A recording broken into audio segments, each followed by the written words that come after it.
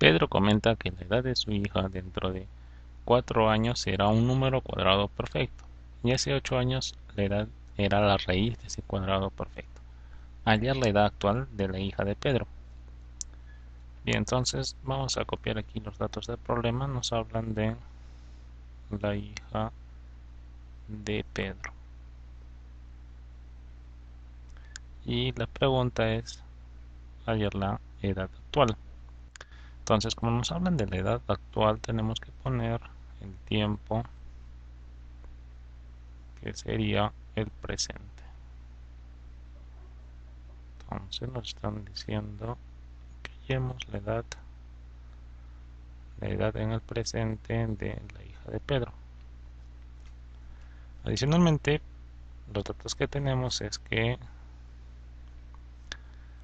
la edad de su hija dentro de 4 años. Entonces aquí dentro de 4 años no están hablando del futuro, ¿sí?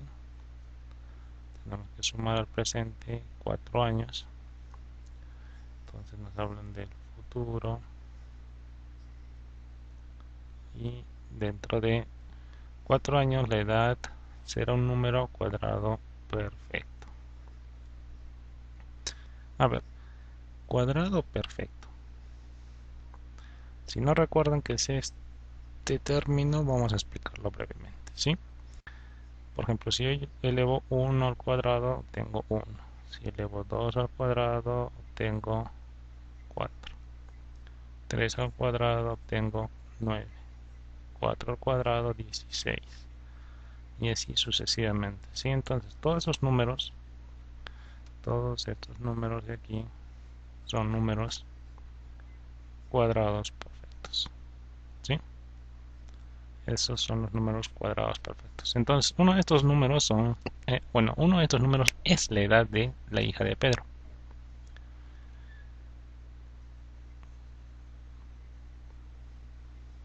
Bien, entonces, como no sabemos cuál es, vamos a asignarle una incógnita. Digamos que sea, ¿sí? Ese número cuadrado perfecto que sea X. Adicionalmente, el problema nos da el siguiente dato. Hace 8 años, la edad. Entonces, hace 8 años, tenemos que ubicarnos en el pasado. ¿Sí? Tenemos que restar 8 años. Y nos ubicamos en el pasado. Hace 8 años, la edad era la raíz de ese cuadrado perfecto. Entonces aquí tenemos el número y hace 8 años era la raíz de ese número, raíz de x. Bien, entonces esos son todos los datos del problema y ahora tenemos que plantear una ecuación. A ver, vamos a poner como ejemplo unos números para entender, sí, entender los datos que tenemos. Supongamos que la hija de Pedro tiene, por decir, 10 años. Entonces en el futuro, si dentro de 4 años tendrá 14 y hace 8 años su edad será o fue 2, ¿sí? Entonces, si nosotros hallamos la diferencia entre sus edades del futuro y del pasado, ¿sí? La diferencia 14 menos 2, eso es igual a 12, ¿sí? Pero observen esto, que este número 12, ¿sí? Es la suma, en realidad la suma de estos dos números, ¿sí? De 8 más 4, 12, ¿sí? Lo que estamos hallando es el intervalo de tiempo que hay entre estos dos tiempos, ¿sí? Entre estas dos fechas, la cantidad de años, ¿sí? Hay en total 12 años. Entonces vamos a usar ese dato o esa idea, ¿sí? Vamos a restarle en el futuro, que sería x menos raíz de x, y eso es igual a la cantidad de tiempo que separa esas dos épocas, ¿sí? 12. Entonces ya hemos planteado la ecuación, ahora solo tenemos que resolverla.